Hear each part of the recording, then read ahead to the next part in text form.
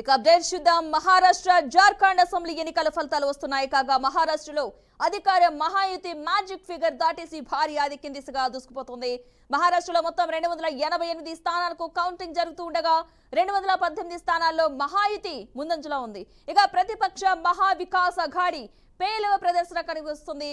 కేవలం 55 స్థానాల్లో ఎంబీఏ ముందంజలో ఉంది. ఇక ఇతరులు 16 స్థానాల్లో ఆధిక్యంలో కొనసాగుతున్నారు. మహారాష్ట్రలో మొత్తం 288 శాసనసభ స్థానాలు ఉండగా ప్రభుత్వాన్ని ఏర్పాటు చేసేందుకు 145 ఎమ్మెల్యేలు అవసరం. మహారాష్ట్రలోని నాగపూర్ సౌత్ వెస్ట్ లో బీజేపీ అభ్యర్థి ఉప ముఖ్యమంత్రి దేవేంద్ర ఫడ్నవీస్ ఆధిక్యంలో ఉన్నారు. బారామతిలో ఎన్సీపీ అభ్యర్థి అజిత్ పవార్ ముందంజలో కొనసాగుతున్నారు. ఇక వర్లిలో శివసేన అభ్యర్థి ఆదిత్య ఠాక్రే ఆధిక్యంలో ఉన్నారు. కోప్రీలో మహారాష్ట్ర ముఖ్యమంత్రి ఏక్నాథ్ షిండే ముందంజలో కొనసాగుతున్నారు.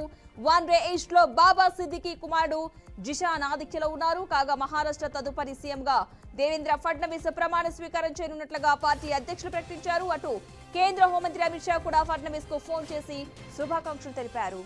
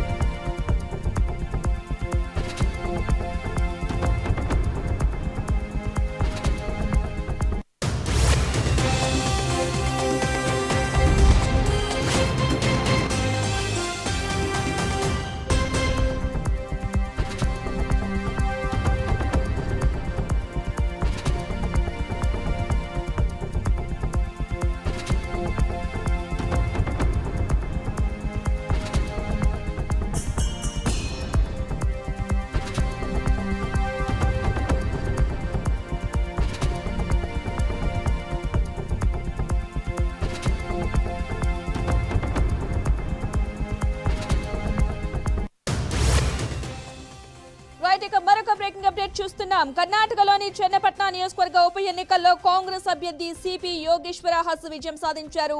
జేడీఎస్ నేత కేంద్ర మంత్రి కర్ణాటక మాజీ సీఎం కుమారస్వామి కుమారుడు నిఖిల్ కుమారస్వామిపై గెలుపొందినట్టుగా తెలుస్తోంది. నిఖిల్ 25,413 ఓట్ల తేడాతో యోగేశ్వర హస్ చేతిలో ఓటమి పాలైనట్టుగా తెలుస్తోంది. మరో 2 చోట్ల సైతం కాంగ్రెస్ అభ్యర్థులే విజయం సాధించారు.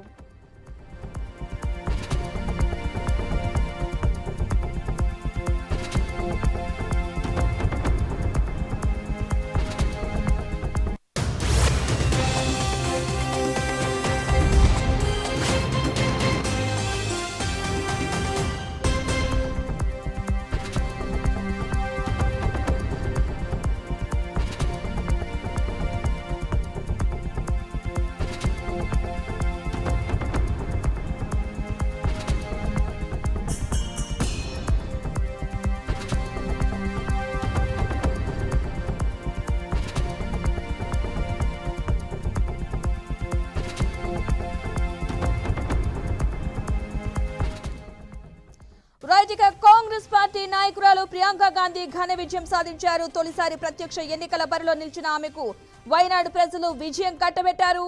ఈ స్థానంలో తన సమీప అభ్యర్థి నవ్య హరిదాస్ పై 3,82,000 పై చిలుకు ఓట్ల ఆధిక్యంతో గెలుపొందారు.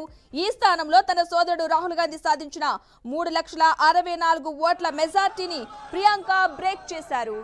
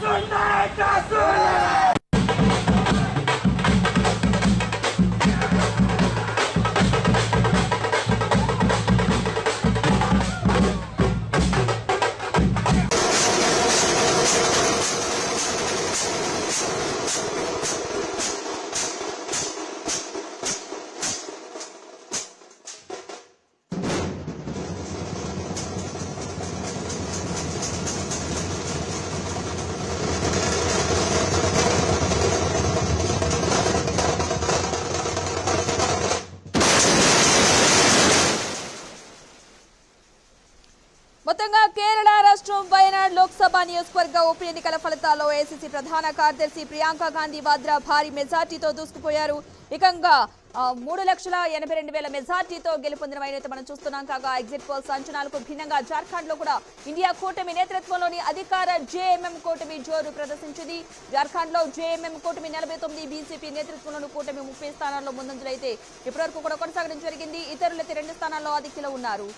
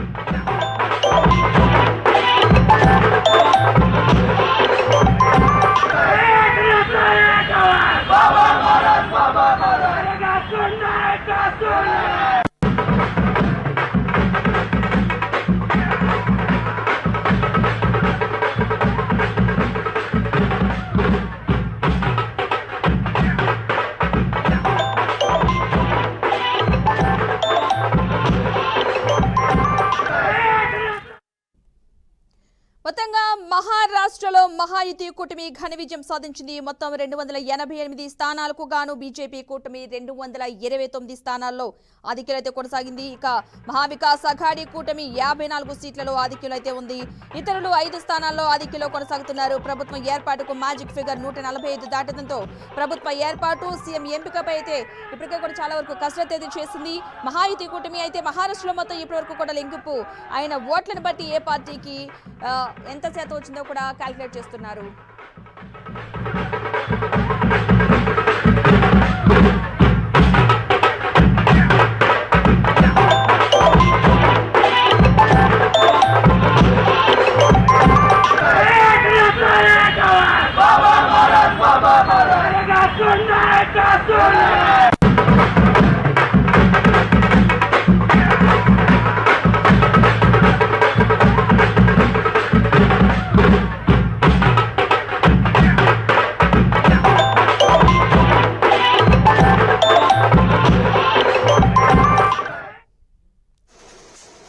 మొత్తంగా ఇప్పటి వరకు కూడా ఎంత ఓటింగ్ శాతం ఏ పార్టీకి వచ్చిందో ఒకసారి చూసే ప్రయత్నం అయితే చేద్దాం. బీజేపీ తీసుకున్నట్లయితే 26% ఓటింగ్ నమోదైనట్టుగా తెలుస్తోంది.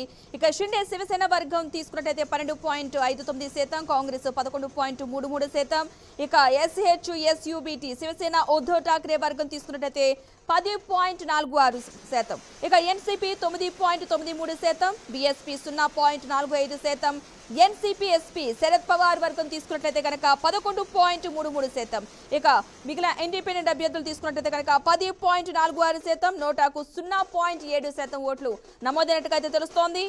ఏఐఎంఐఎం కు 0.87% ఓట్లయితే పోలైనట్టుగా సమాచారం అందుతుంది. అదేవిధంగా ఎంఎన్ఎస్ కి 1.59% అయితే ఓట్లయితే పోలయ్యాయి.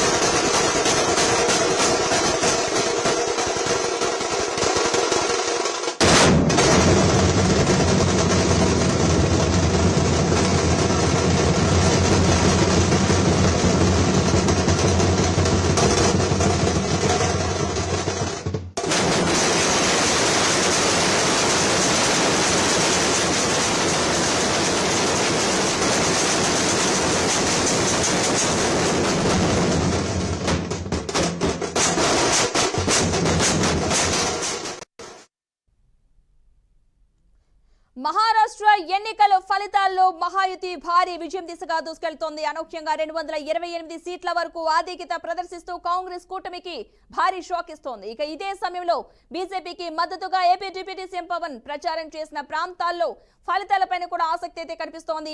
పవన్ ప్రచారం చేస్తున్న నియోజకవర్గాల్లో బీజేపీకి అత్యధిక ఆధిక్యత అయితే కనిపిస్తున్నట్టుగా తెలుస్తోంది. రాష్ట్ర వ్యాప్తంగా కూడా ఇదే ట్రెండ్ అయితే ఉండటంతో బీజేపీ నేతలు ఆ ప్రాంతాల్లో ఫలితాల సరళిపైన లెక్కలైతే మొదలుపెట్టారు. కొత్తగా బీజేపీ నాయకత్వంలోని కూటమి కొలువు తీరనుంది.